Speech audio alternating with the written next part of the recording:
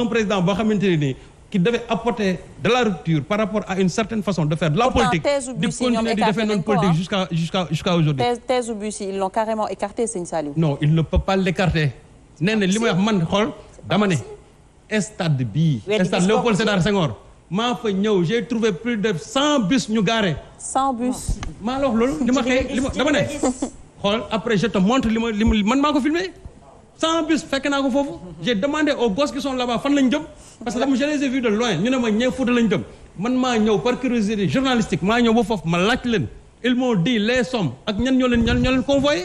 li may wax kay j'ai des preuves palpables suñu bëggee. c'est juste le syndrome de la peur. c'est la peur qui fait ça. non c'est pas de la peur mais c'est-à-dire il faut quand même apporter une certaine façon de faire de la politique dans ce pays aujourd'hui. tey demee nañ foo xam ne nii je crois que président bi warul occasionné. au moment où il y a le Covid gis nga buñ même Covid bi suñu waxoon ne benn cas moo am. président bi amul sax droit jël ay nit di leen rassembler d'autant plus que moo fi jëloon fii ay décret. daal ne nañ moytu rassemblement yi. aujourd'hui la troisième vague là déjà on y est parce que ay 300 cas la ñu am léegi par jour. partout les indicateurs explosent.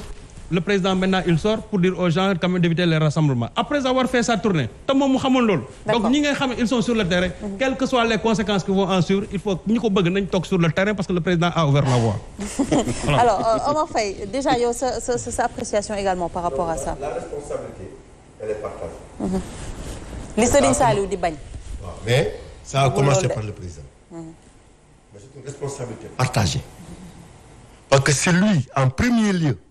moo waroon joxe exemple bi il ne l'a pas fait avec ces tournées qu'il a fait parce que nee na gis nga chef d'État parfois ce peuple da nga koy mën a maîtriser mën ko maintenir.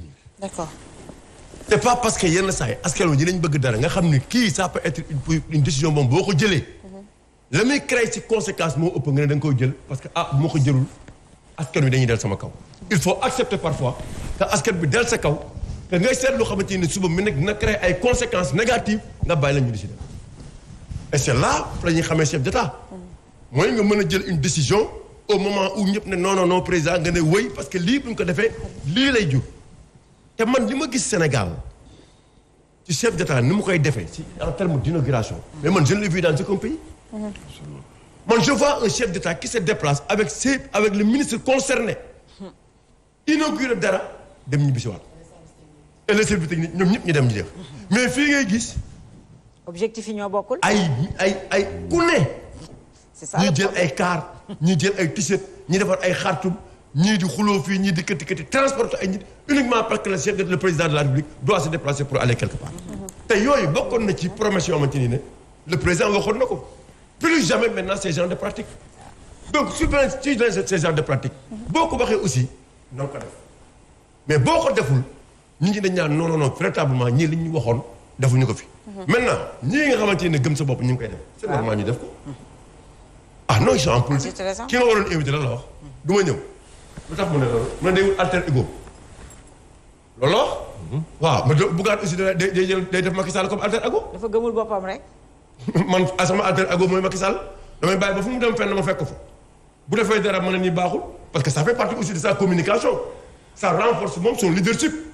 loolu moo tax mu di ko def et c'est ça la politique aussi la politique c'est un monde de contact il faut aller vers la masse même si c'est une minorité il faut aller vers la masse D'accord. te moom ci dynamique boobu la nekk pour dem aller vers la masse maintenant sénégalais nag moo xamul li mu bëgg na ne kenn xamul lu ñu bëgg wallaay ndeysaan. non xamuñu ko aussi tu as beau conscientiser la masse tu as beau conscientiser qu'est-ce qui leur impasse ñoom lan moo leen tere bu fekkee ne da nga indi 5000 francs ne ma kaay yóbbu ma may la daw loolu si gëm sa bopp la ko. mënuma toog nekk si inondation mënuma toog am problème mënuma toog pour war dem école ma am problème mënuma toog pour régler sama loyer ma am problème mënuma toog chaque fois suba ba ngoon aw ma ndox. est-ce que du loolu la di pousser à accepter. mais courant ma c'est-à-dire il faut conserver ta dignité. et je pense que c'est ça votre objectif. gëm sa bopp. ok. D'accord. c'est venu au bon moment. loolu mooy objectif bi c'est-à-dire que. ñun Sénégalais yi il faut que ñu réinstaurer la citoyenneté. surtout. il faudrait que nous aussi que nous parvenons. le nom ah. René Pierre.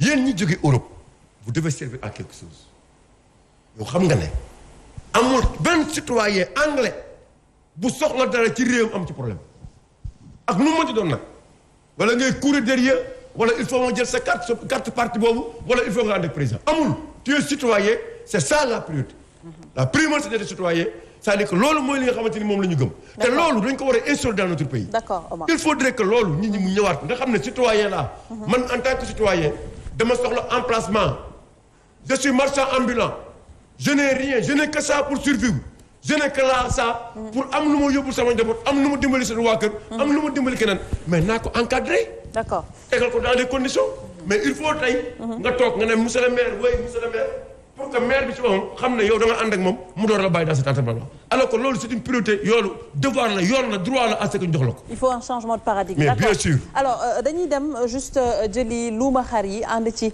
ak suñu xarit Mbaye Karim donc moom itamit mu wax ñu un peu moom moo ñu teewal ci biti di ñu xool un peu ce qui se passe ci luuma xar yi tout de suite lay doon.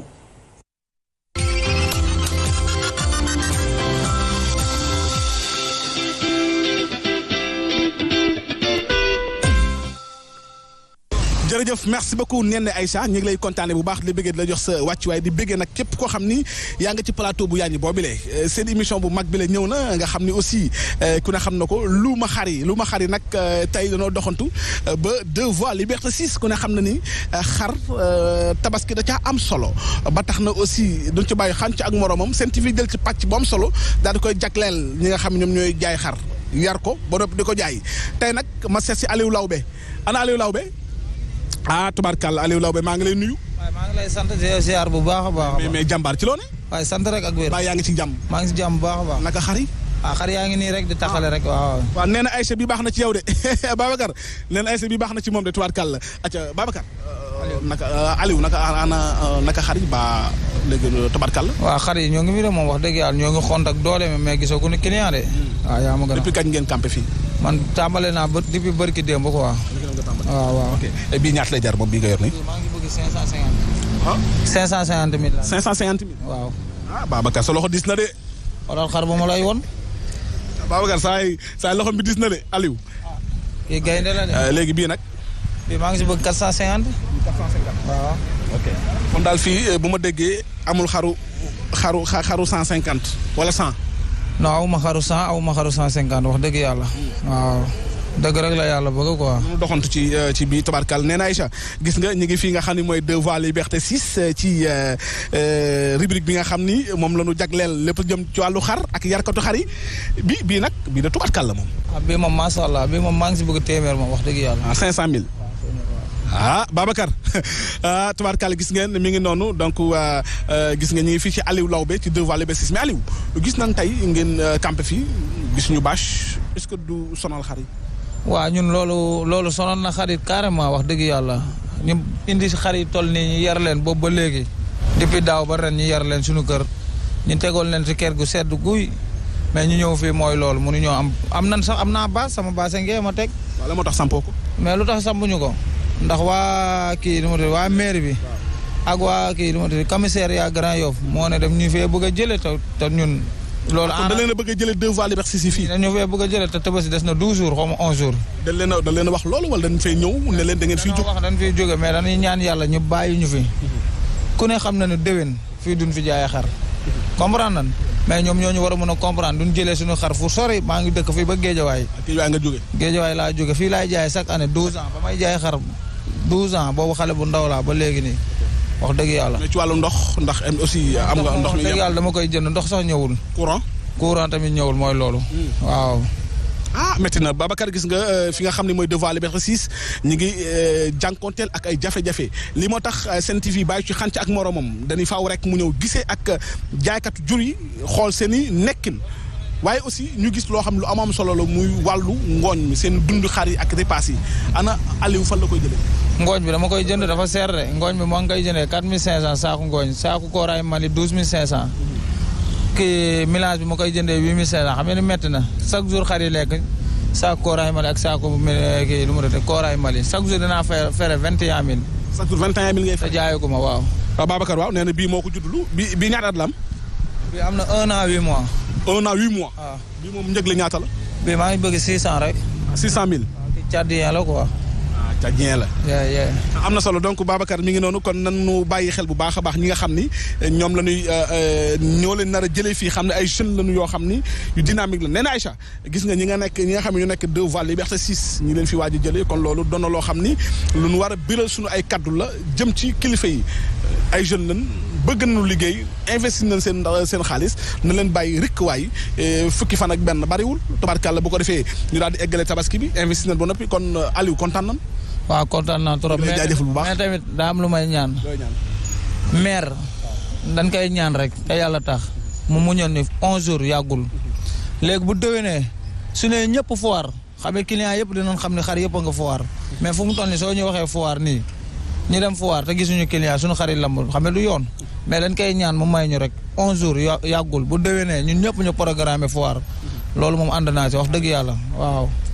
jaajëf merci beaucoup Alaaji Babacar la àndoon tubaarkàlla le cadre de tous les temps maa ngi lay bëggee baax di kontaan ci yow nee na Aïcha merci beaucoup plate bi yanj na rafet na tubaarkàlla ñu ngi lay jaajëfal bu baax la jox sa wàccuwaay.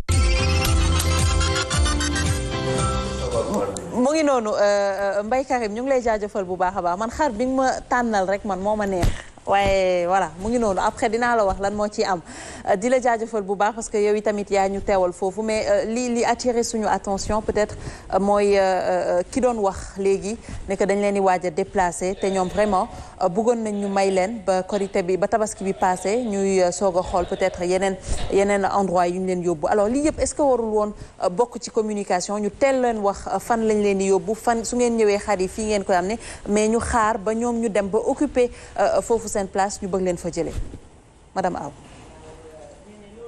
loo xamante ni dafay indi jàppandal ci ki nga xamante ni dafay daan dooleem mais dafa am aussi loo xamante ni il faut ñu éclaircir ko ci boppu Sénégalais yi mooy nit ñi nañ jëfandikoo seen xel égoïsme ak égocentrisme bi nañ ko wàññi parce que bu fekkente ni tamit autorité dafa ñëw pour defar benn makaan ñëw di ko pavé teg matériel am dépenser ci xaalis foofu waratul mën a nekk fu ñuy jaayee xar dès l'instant où chantier bi tàmbali na ba pare problème bi nag mooy autorité bi ci boppam moom moo waroon teel a avertir population bi de par la presse visualiser ko ba mu leer ba mu wane ni site yi c'est en chantier ren kenn mënu fi jaay xar bu ko defee ña nga xamante ni fa lañ tàmmoon di yóbbu seen i jur di ko jaay ñooñu mën a jël seen i disposition ba pare mu proposer leen aussi yeneen site yoo xamante ni vraiment dinañ fa mën a yóbbu seen i xar te problème du am donc man foofu je trouve que problème communication la am mais pour am foo jaay xar Sénégal moom ku fi yor xar di ko jaayee prix bu baax même boo jàppee sax di dox ci dëkk bi ñu jënd ko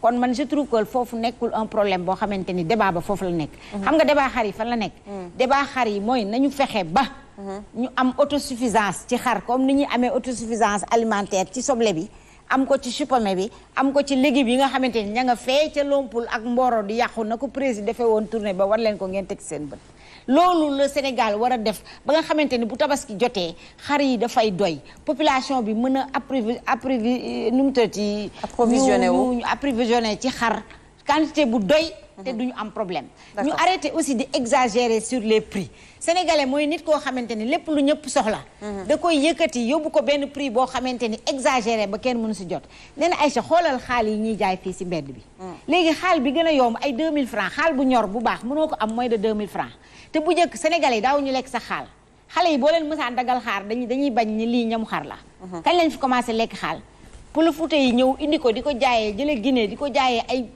dagg yu ndaw 100 francs di ko daggate ci tali bi ñu toog di seetaan population bi toog di seetaan ñuy jël xaal di ko jaayee 2000 francs nit ñi di ko jënd donc loolu la ñu war a xoolaat bu baax a baax li nga xamante ni vraiment c'est à notre portée ñun ñu fexe ba prix yi nekk ay prix yu accessible pour la population donc autosuffisance bi en mouton dañ ko war a régler prix yi ñuy exagérer aussi état bi daf ko war a régler lenn nag moo am xar ci boppam moo amul bénéfice parce que xar boo xoolee li nga koy dundalee bi mu juddoo ba bi nga koy jaay boo ko calculer doo ci génn donc passion rek moo la ciy dugal pour nga jaay ko mais état moo war a trouver les voies et moyens comme le président Bougane Gueye l'a proposé par rapport à l'élevage agriculture bi nañu xool source de développement yi fan la nekk lan la ñu war a développer lan la ñu war a fan la ñu war a jël milliards yi def ko fi bàyyil ma avion yeeg yeneen yeeg fee ci côté bi jël milliardu Sénégal yi def ko fii nga xamante ni fa la askan wi soxlaa investissement muy élevage bi muy pêche bi muy agriculture bi muy yeneen domaine de développement yi nga xamante ni vraiment moom mooy ay besoins de première nécessité revoir les priorités c'est important. Voilà, alors c'est important. dañuy jàll rek madame Aw ci suñu beneen rubrique mu di jigéen ak tabaski parce que ku ne tabaski également wax jigéen donc dañ ciy ànd léegi ak Khady Colonel